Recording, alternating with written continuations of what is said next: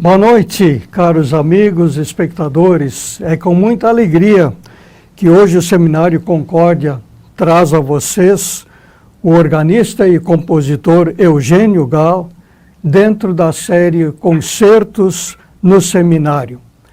Esta programação acontece uma vez ao semestre no seminário, mas devido à pandemia nós cancelamos, mas hoje temos essa oportunidade de fazê-la online. Ela retorna, então, essa nossa programação rotineira desta forma.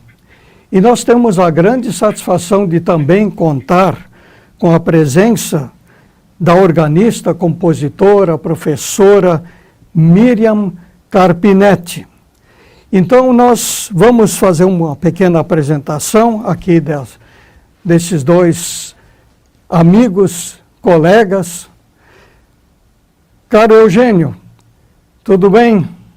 Boa noite, tudo bem. E é uma grande satisfação tê-lo conosco, aceitou o convite logo e foi uma maneira de nós refazermos esta série de concertos que nós temos rotineiramente em nosso seminário. Logo mais, então, vamos ouvir o Eugênio tocando órgão. E a dona Miriam Carpinetti, que prazer tê-la conosco, dona Miriam, tudo bem? O prazer é todo meu, pastor. Eu fiquei muito feliz de saber que haveria este evento online e que esse é um evento que acontece semestralmente, presencialmente. Né? Tá certo. Mais adiante, no desenrolar do programa, nós vamos ter uma conversa com a Miriam Carpinetti, dentro de um projeto bem especial, entre as dezenas ou centenas de projetos que a Miriam realiza. Bom, então vamos lá. Nós temos hoje um destaque nesta nossa programação. Todas as músicas que vão ser executadas pelo Eugênio, elas são composições baseadas em hinos que estão no nosso inário luterano. Então, assim, é uma grande satisfação para nós da Igreja Luterana que o Eugênio se dispôs a fazer esta parceria conosco e nos apresentar estas obras. A primeira composição é sobre o hino Fortalece a Tua Igreja, conforme é o título no inário luterano. A melodia se chama Ebenezer. A melodia Ebenezer foi criada por Thomas Williams em 1890. John Benke, que fez uma partita, quer dizer, uma peça em diversas partes, partita para órgão a partir desta melodia, foi professor de órgão e de handbells na Concordia University, Wisconsin, nos Estados Unidos. A composição está dividida em 6 partes. Nós vamos começar com uma peça mais longa e depois teremos peças mais curtas no desenrolar do nosso programa. Então, o nosso técnico pode ver Ebenezer.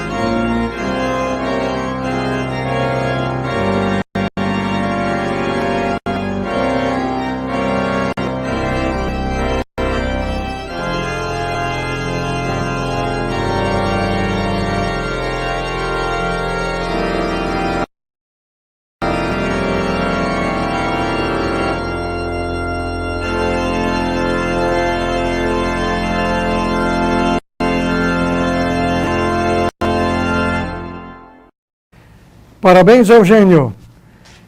Que peça maravilhosa e que execução, que habilidade precisa ter.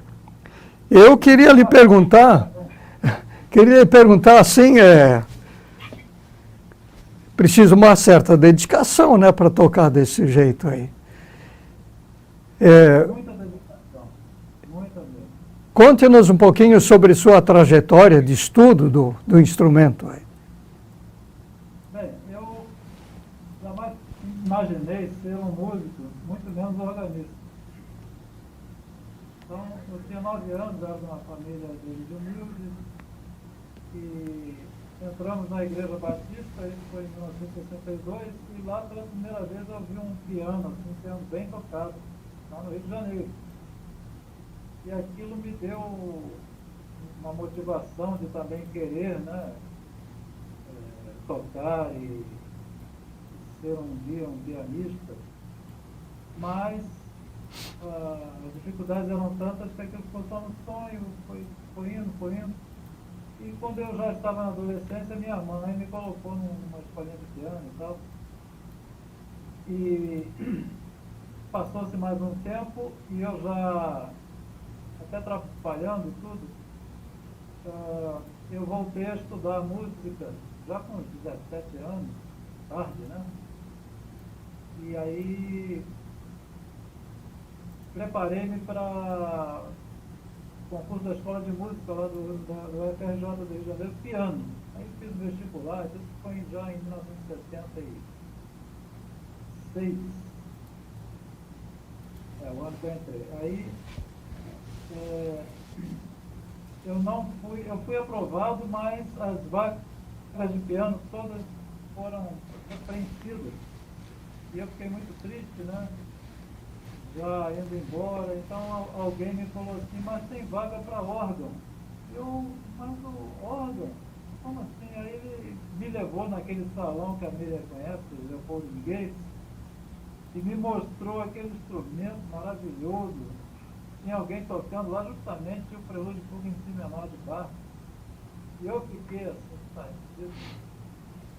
E aí foi assim que eu entrei no curso de graduação de órgão. Mas antes, a minha primeira professora de órgão foi lá no Seminário Teológico Batista do Sul do Brasil, a senhora Ana Alfstrosser Ruther, ela esposa do falecido pastor Ronald Ruther, ambos catarinenses. Ele foi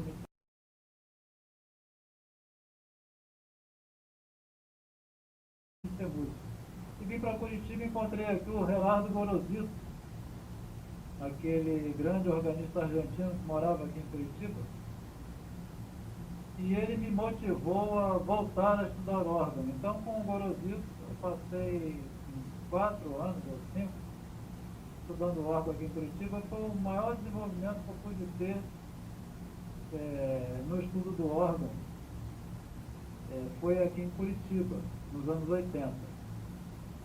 E chegou um ponto que ele falou, Eugênio, agora você vai fazer um mestrado lá no Rio, eu também vou. Aí em 91 eu fui para o Rio e comecei o mestrado em órgão, ele também.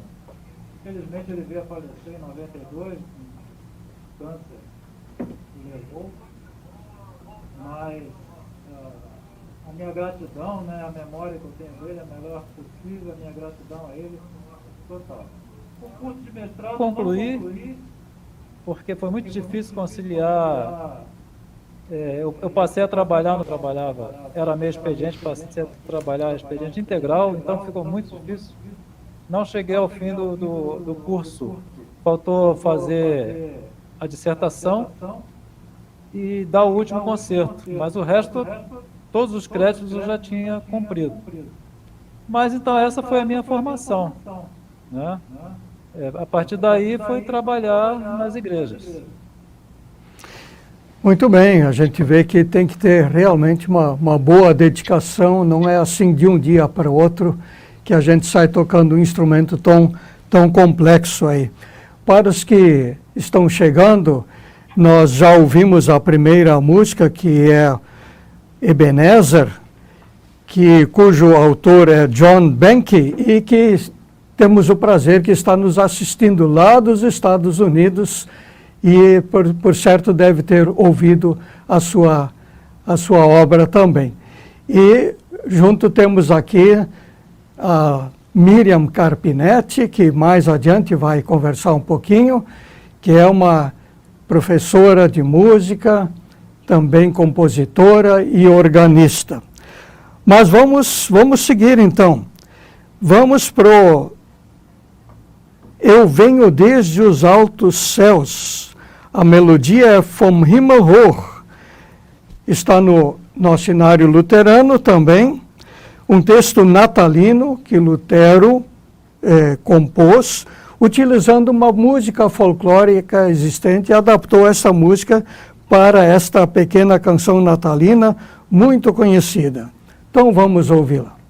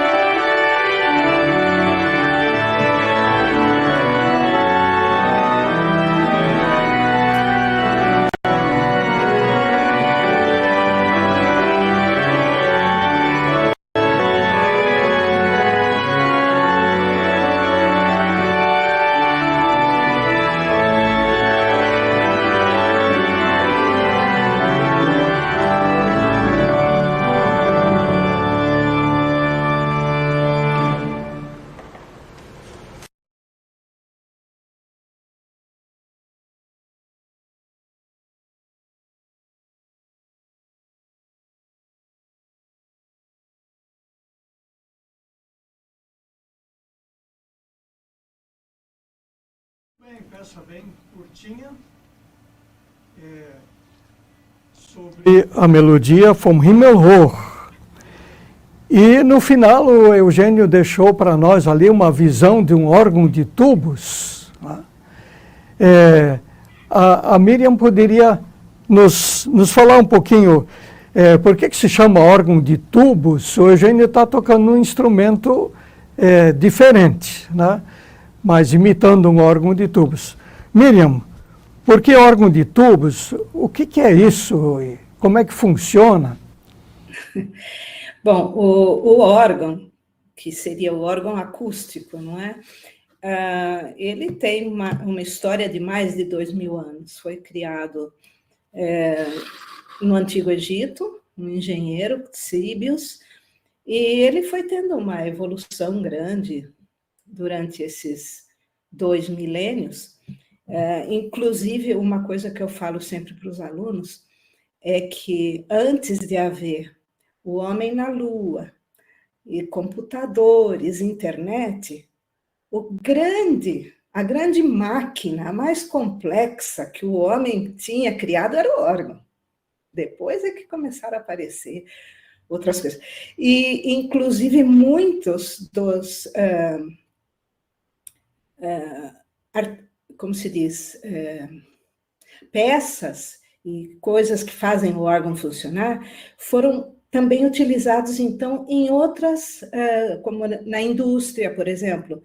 Então, a hidráulica, tudo que vinha sendo usado para fazer o órgão funcionar, eles viam aquele mecanismo que estava tão bom ali, né, fazendo o som passar para os tubos, que são aqueles que cantam e transformam em som, né? O que a gente ouve vem, então, desses tubos. E, então, todos esses melhoramentos que o órgão foi recebendo durante esses séculos todos foram sendo utilizados depois pela indústria também.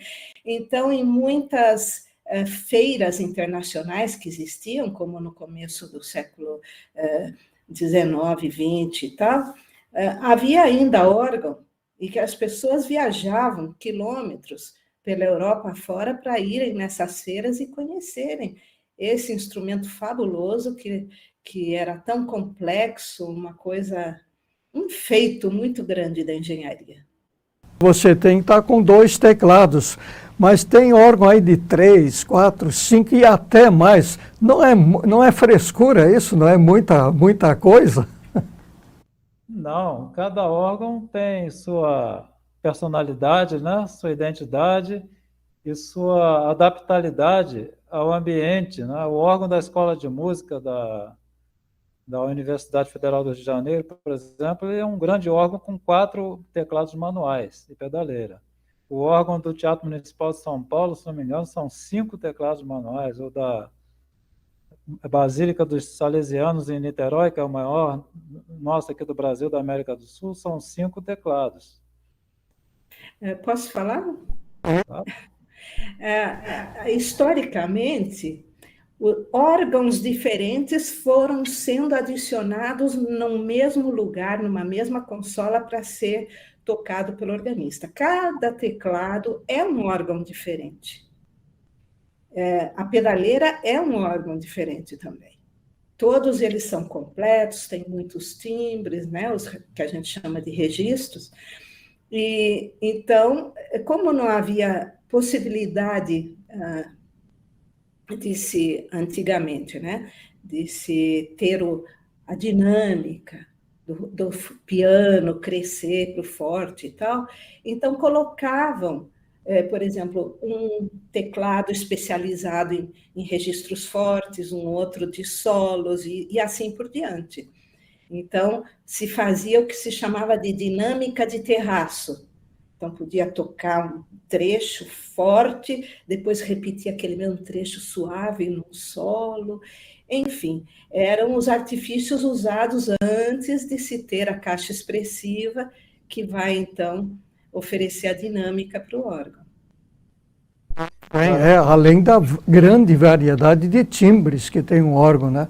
Tubos com palheta, tubos mais alongados, finos, né? E outros mais grossos, para dar um som mais encorpado e tudo. Então, é realmente uma engenhoca bastante complexa.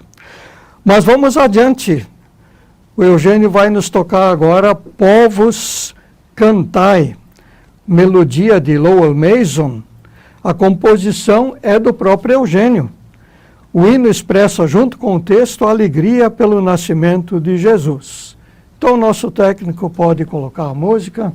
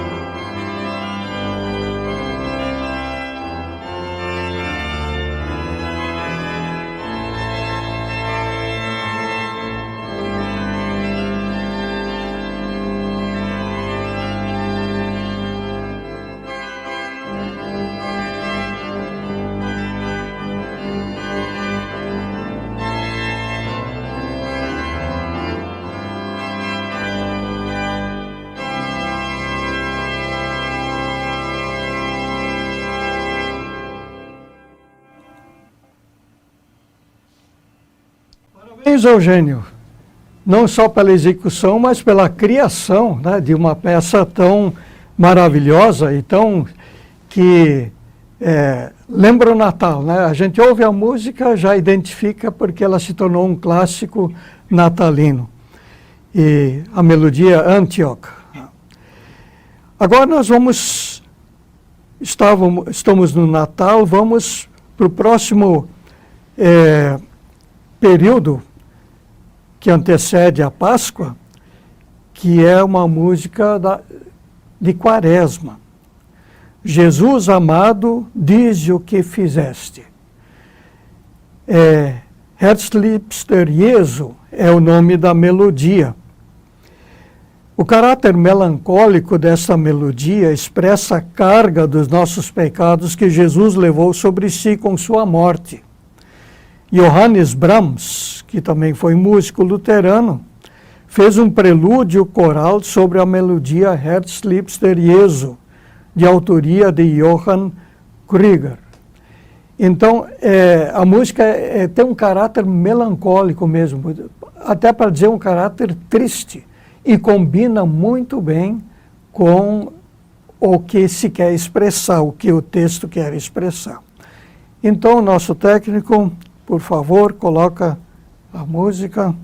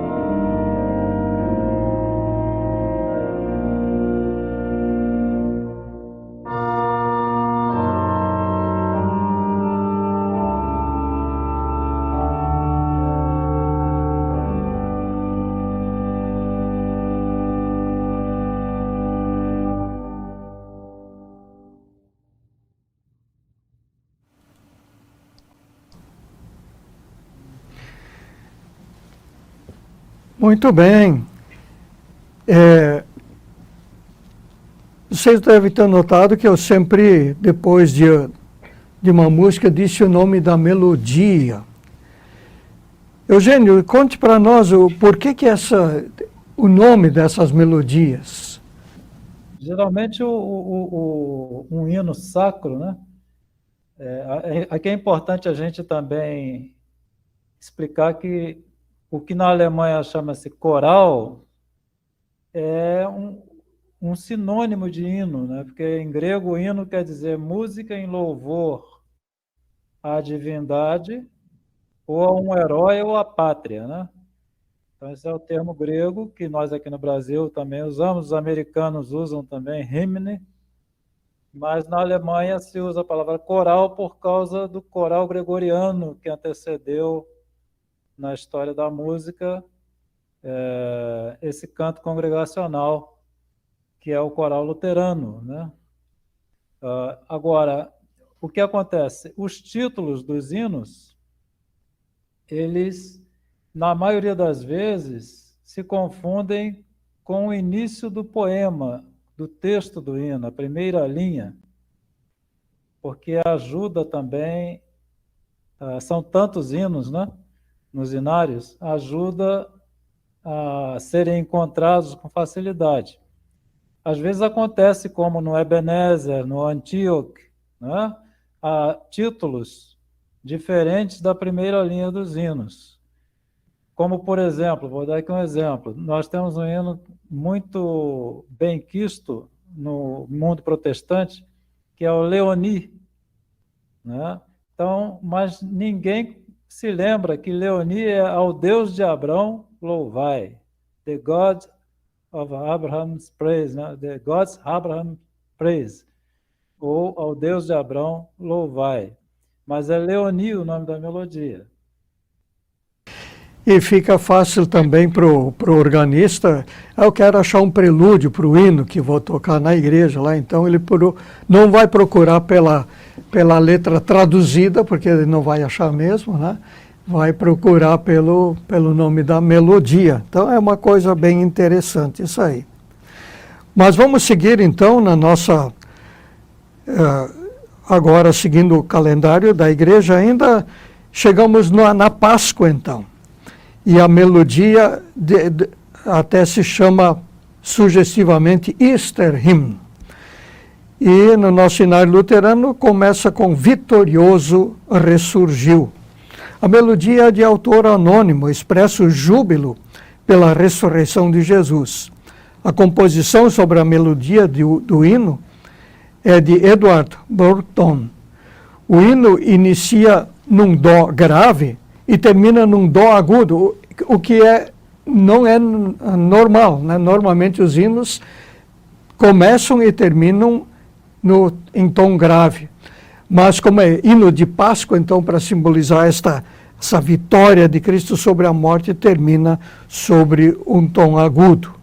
Então, por favor, o nosso técnico aqui coloque a melodia Easter Hymn.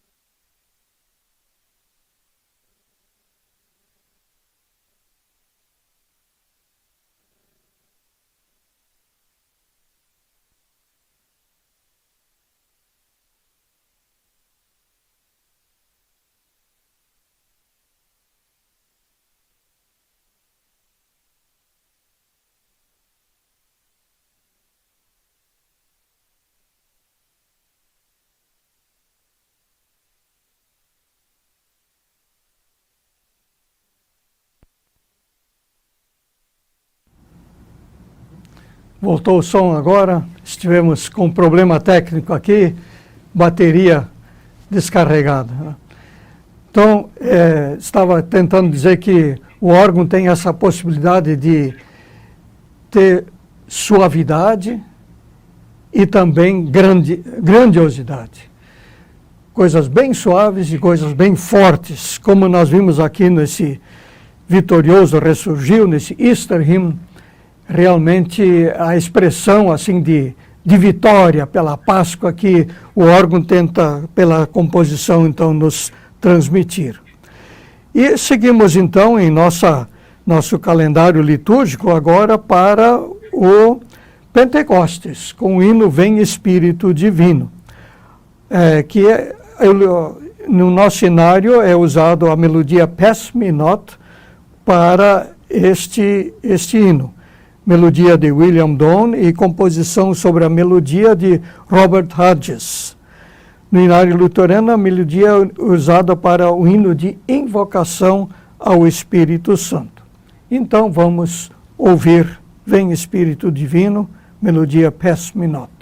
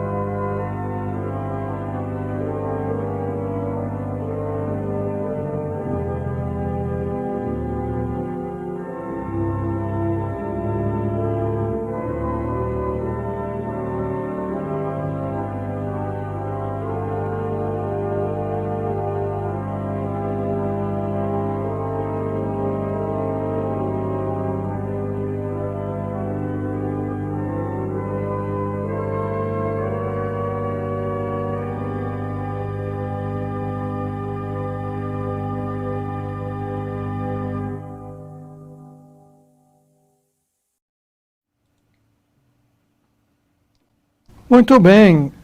Eugênio, você está tocando num instrumento em sua própria casa.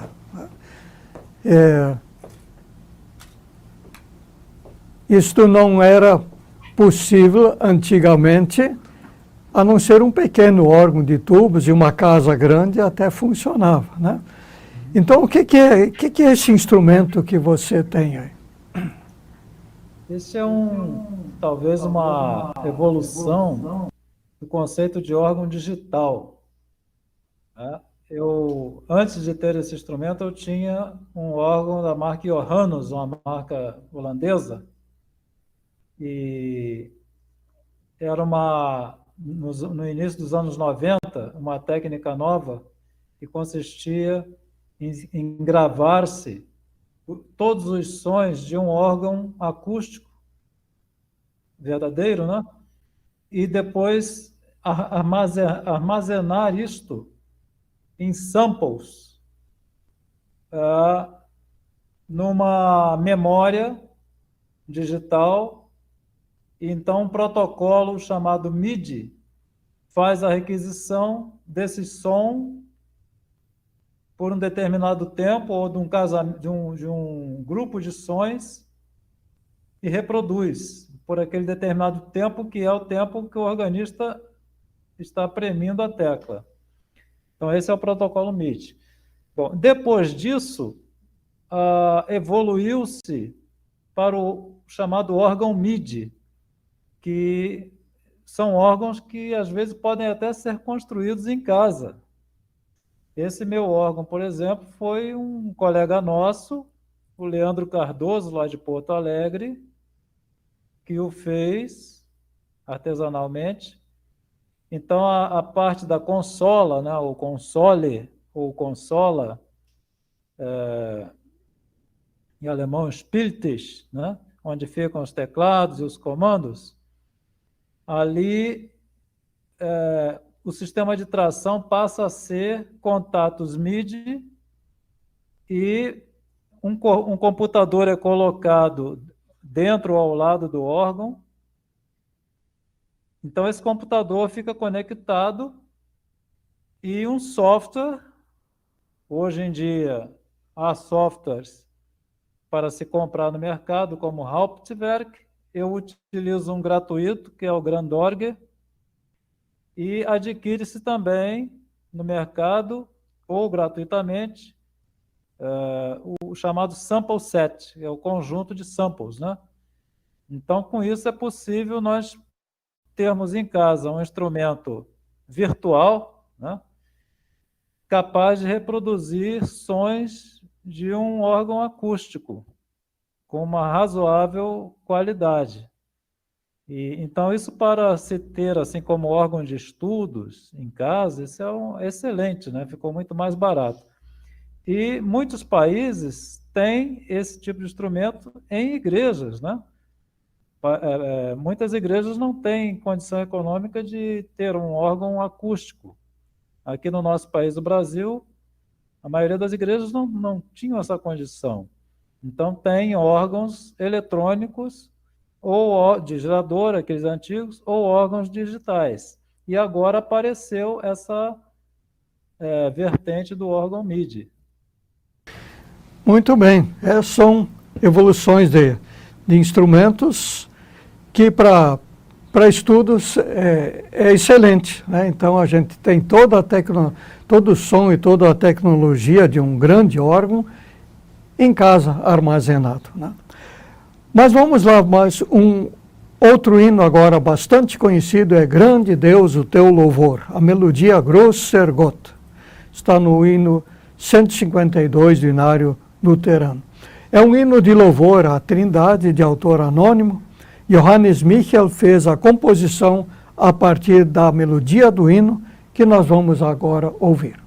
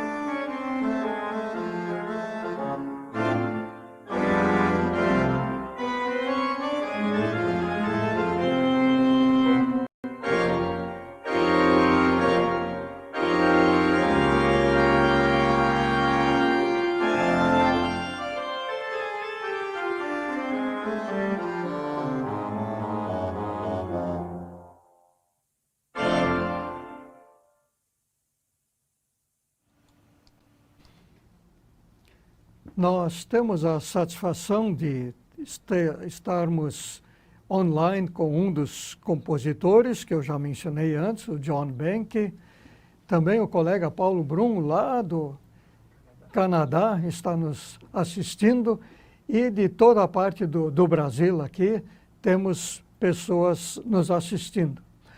Mas agora nós temos uma compositora presente aqui conosco. É a Miriam. A próxima música vai ser composição da Miriam.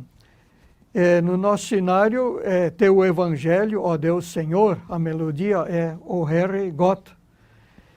E é uma melodia do tempo da Reforma, e a letra expressa a restauração da verdade bíblica.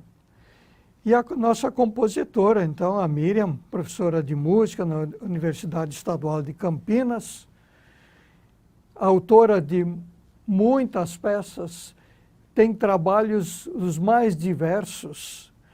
Então, nem teríamos como enumerar tudo o que a Miriam anda fazendo, né?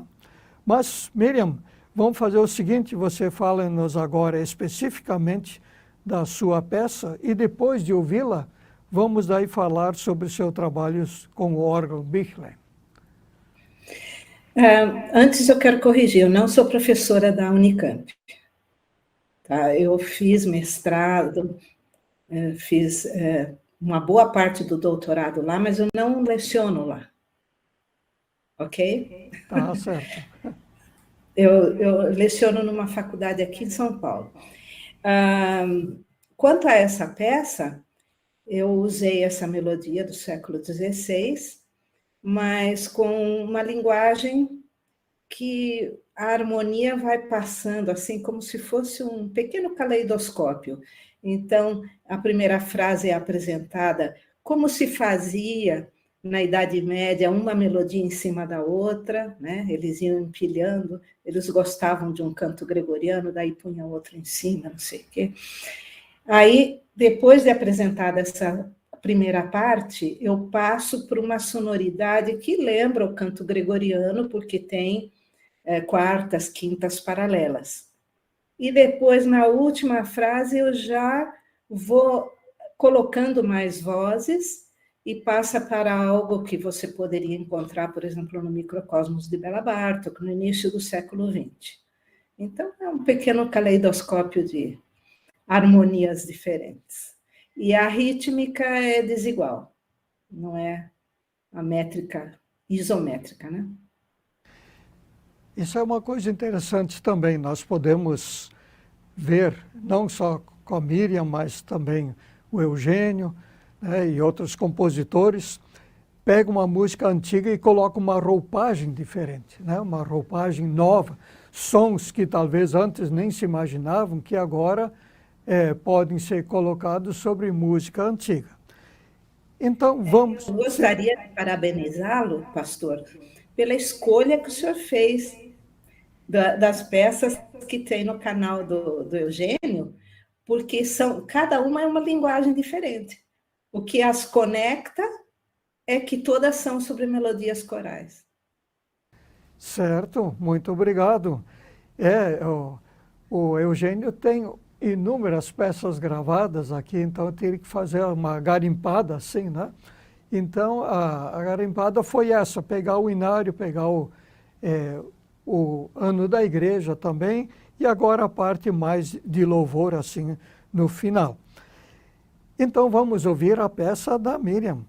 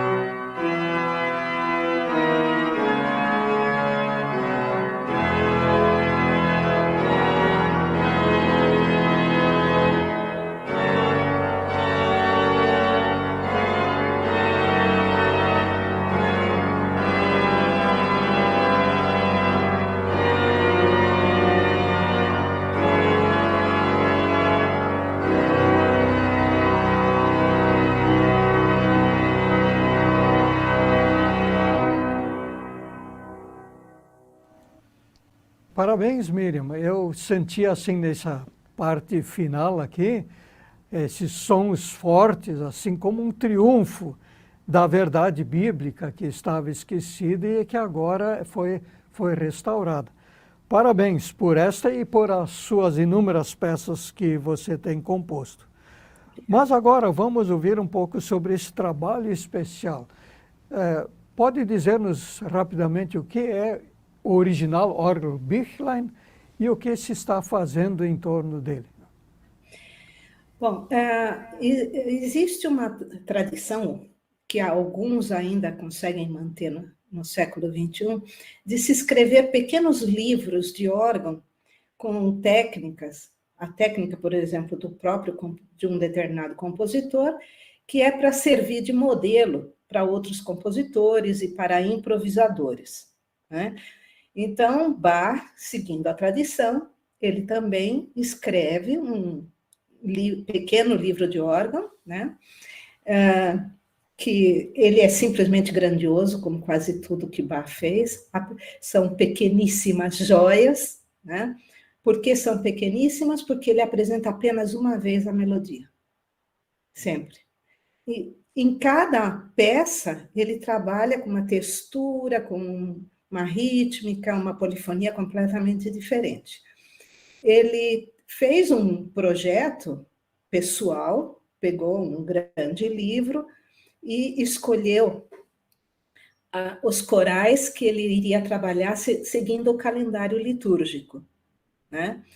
Ele escolheu 150 e poucas melodias e ele colocou no topo da página cada uma. Bach tinha uma coleção de inários fabulosa, então quase todas as obras, as cantatas, ele se baseou em melodias de outras pessoas, né? E então o Orgelbüchlein não é diferente. Só que dessas 150 e tantas peças que ele pretendia então compor, esses pequenos prelúdios corais, ele acabou completando só 46. E os outros ficaram só nesse projeto. Então, no século XX, um organista inglês, William Whitehead, criou um projeto de se completar o livro que Bach planejava fazer. Então, existe então essa plataforma, esse site, e tem todas as melodias lá que você pode consultar que Bach usaria. E você é convidado a compor, e tem um procedimento lá que eles fazem uma escolha, tem um orientador acadêmico, gente muito especializada, né? E durante a minha tese de doutorado, a minha intenção era escrever muitos prelúdios corais, sim, mas com as melodias mais conhecidas que existem, aquelas que todas as igrejas cantam, não é? Mas um dia eu falei, não, mas por quê? Se tem essa plataforma, esse site, eu vou escolher algumas que Bach não compôs. E acontece que algumas dessas melodias simplesmente não são conhecidas, porque foram cantadas, às vezes, no século XVI bastante, XVII, não sei o quê, e, de repente, parou. Mas Bach conhecia porque ele tinha esses inários antigos. Então, ele pensava pequenas joias de épocas e compositores diferentes para fazer essas obras do Orgelbüchlein. E aí eu falei, eu vou compor uma. Escolhi uma melodia, essa que vocês ouviram, e mandei. Eu não tinha certeza se seria aceita, porque Bach, como regra, ele pega a melodia e ele apresenta uma textura uniforme no prelúdio inteiro. Então, se ele começa com 4 vozes, ele termina com 4 vozes. E eu comecei com 2 vozes e terminei com 7, não é? Mas eu falei, talvez eles entendam que esse prelúdio se trata de um processo de acréscimos, né? E como ele tem, assim, consistência em termos de composição, o processo dele, foi escolhida. Eu fiquei muito feliz, daí eu comecei a mandar outras. E eu vi que haveria um concurso de composição, um concurso internacional, e eles colocaram as melodias 115 e a outra eu não lembro, que poderiam ser, então, motivo dessa composição. Eu falei, eu vou fazer a 115. E enviei. Só que eu fiz uma coisa muito, muito diferente. O manual, né, os manuais, o acompanhamento é todo atonal, dodecafônico. E a melodia, inicialmente em dó maior na pedaleira, eu coloquei uma ou outra nota diferente, para não haver um choque tão grande entre elas, e eu fiz uma releitura do compasso quaternário, utilizando números primos. Então, o primeiro tempo tem 13 semicolcheias, o segundo tem 5, o terceiro tem 7 e o quarto tem 3. E assim também eu fui modificando várias coisas durante o prelúdio para ter uma rítmica desigual, lembrando um pouco do trabalho de Olivier Messiaen. E, para minha surpresa, né, eu fui finalista no concurso do Royal College of Organists e do Project Orgelbüchlein. Foi assim, muito honroso para mim. Fui a única mulher do mundo que se atreveu a mandar peças para esse projeto e para esse concurso. Então, teve gente até que estranhou, falou, nossa, 9 finalistas homens, só uma mulher, né? Mas também só tinha uma mulher no projeto inteiro, assim. E também, por incrível que pareça, fui a única latino-americana, homem ou mulher, a ser finalista. Os finalistas foram todos ingleses e da América do Norte, norte-americano e canadense. Então, ali estava eu, latino-americana, com uma peça modernista, não é? E isso é muito interessante das melodias corais, que dependendo da criatividade do compositor, elas podem ser inseridas em linguagens completamente diferentes. Então, esse Project Orgelbüchlein, eles estão, aos poucos, publicando todas as obras desse projeto de 150 e tantos corais. Por enquanto, eles fizeram só o volume 4º, que era o único que já estava completo, não é? E depois, provavelmente, farão um volume extra com as peças do concurso. Porque... Tá certo, parabéns. Olha só, uma projeção internacional. E que coisa interessante, né? Aquilo que Bach deixou de fazer há 300 anos atrás vai ser completado agora em com muitos estilos diferentes, sabe? Pois é. E as peças que foram escolhidas como finalistas do concurso, o curador disse, as peças finalistas são aquelas dos compositores que conseguiram trazer com mais sucesso o ethos de Bach para a música contemporânea. Muito bem, parabéns. Que Obrigada. Coisa grande, né? Temos aí conosco uma grande compositora. Obrigada. Então, estamos chegando perto do final. Vamos agora ouvir Ó Alegria. A melodia se chama In dir ist Freude. É uma melodia do hino de Giovanni Giacomo Gastoldi e Johann Sebastian Bach é o autor da composição sobre o hino que vamos ouvir agora.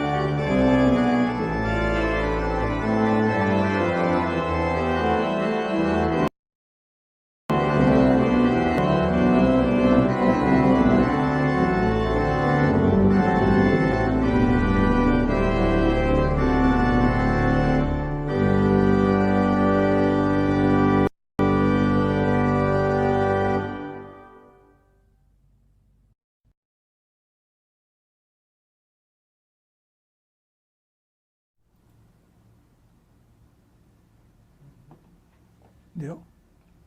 Bela execução, Eugênio.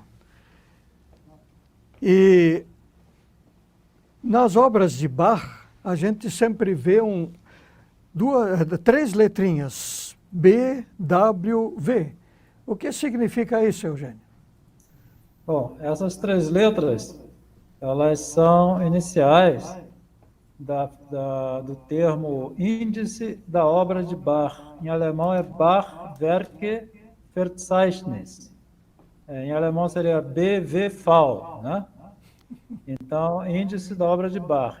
E esse índice, ele é coisa nova, é do século XX. Não havia, Bach não pensou em catalogar nada, né? A obra dele foi compilada a partir da volta do grande interesse por Bach, despertado pelo Carl Maria von Zelter, né? E Mendelssohn que divulgou, e daí voltou-se a ter interesse pela obra de Bach. Mas esse índice ele foi criado já no século XX por um bibliotecário e cientista musical alemão chamado Wolfgang Schmidler. Esse homem ele viveu naquele período da Segunda Guerra Mundial todo, né? Então ele era bibliotecário em Dresden. Depois ele foi para Frankfurt am Main e ficou como bibliotecário também da biblioteca da universidade lá, que foi completamente destruído, né, por bombardeios. Mas graças a Deus esses manuscritos foram colocados em subterrâneos, né, protegidos. E depois, entre 1946, que já no pós-guerra, de 46 até 1950, o senhor Schmidler, né, ele catalogou toda a obra de Bach, e isso é importante dizer, ele catalogou não cronologicamente, mas tematicamente. Então, o BWV1 é uma cantata. Ele primeiro pegou todas as cantatas sacras, vai de 1 até 199. Depois ele pegou as cantatas ditas seculares, né, ou profanas, não religiosas. Depois ele pegou as grandes obras vocais, são os motetos, as paixões, a missa, né? Em seguida vem toda a obra de órgão, depois toda a obra de cravo, depois a obra para orquestra, vamos assim dizer, de câmara, né? Aqueles pequenos conjuntos orquestrais barrocos, né? Aquele período de Köthen. Então, esse é o significado do BWV. Muito bem. Estamos nos aproximando do final, nós vamos ter somente ainda uma música e depois desta música o diretor do seminário irá falar. Então eu já vou me despedindo dos nossos espectadores aí, nosso muito obrigado por todos que nos estão assistindo. E o nosso obrigado especial ao Eugênio e à Miriam, né? Que honra ter vocês aqui, vocês que se destacam no cenário da música. A Miriam se destaca nas composições e em diversos outros trabalhos que não temos como conversar agora. Então, vocês dois são, assim, excepcionais e com toda a humildade, com toda a colaboração, aceitaram o convite de estar conosco aqui. Quero agradecer ao Ramon também, né, essa parte técnica aqui, que a gente não entende nada, né, mas ele está se virando aqui e faz com que chegue até nos lares de vocês esta live. E um agradecimento especial ao nosso Deus por nos dar dons, por nos dar a música é de Deus, a música também volta para Deus em louvor a Ele por tudo que Ele fez por nós. E a última peça não podia deixar de ser o Castelo Forte, cuja melodia se chama Ein feste Burg. E o hino mais conhecido da Reforma, composto por Lutero em 1528, 1529, composição para órgão de Lanny Smith sobre o hino Castelo Forte. Vamos então ouvir agora.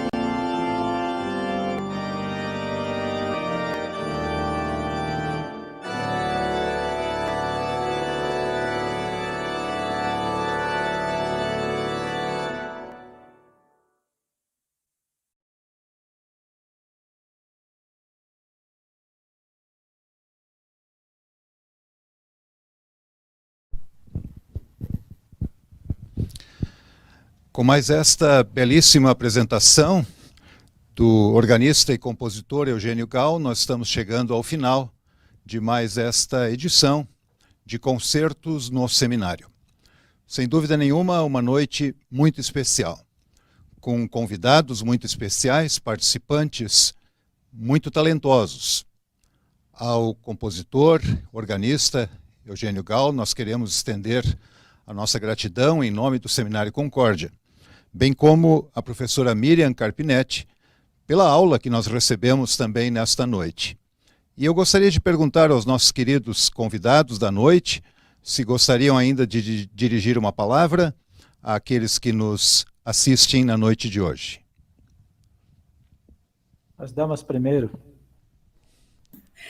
Foi um prazer estar com vocês. Muito lindo o trabalho. E muito bonito também o trabalho do Eugênio. Boa noite. Eu também gostaria de agradecer muito pelo convite feito pelo pastor Blum. Somos velhos amigos, né, dos encontros de organista. E foi uma alegria muito grande poder participar, ser útil, né, nesse trabalho e também estar junto aqui com vocês nesse momento, também com a nossa querida Miriam. Então, é uma grande alegria e glória a Deus por isso. Amém. Mais uma vez, muito obrigado, então, professora Miriam e ao organista Eugênio, pelo seu brilhantismo, por trazerem para nós essa riqueza da música. E, como foi comentado no início desta noite, cada uma dessas maravilhosas peças encontram dentro do Inário Luterano um hino, que é cantado pelo povo de Deus. E por isso é uma alegria muito grande que nós estamos lembrando ainda neste ano, a data de 2020, o ano passado, quando a Igreja Evangélica Luterana do Brasil comemorou 100 anos de inário nesta igreja. Queremos agradecer também a cada um de vocês que está conosco nesta noite, tanto no Brasil como no exterior, acompanhando este momento tão especial. E eu não poderia deixar de agradecer de maneira muito especial ao querido colega e amigo, professor Raul Blum, que com seu brilhantismo também tem sempre trazido música tão especial para o nosso campus, bem como essa programação, Concertos no Seminário. A Deus toda a honra e glória e bênçãos para o povo de Deus. No Inário Luterano, a comissão destinário começa suas palavras com a palavra do apóstolo Paulo. Habite ricamente em vós a palavra de Cristo, instruí-vos e aconselhai-vos mutuamente em toda a sabedoria, louvando a Deus, com salmos, hinos e cânticos espirituais, com gratidão em vossos corações. Que Deus abençoe a todos. Uma boa noite.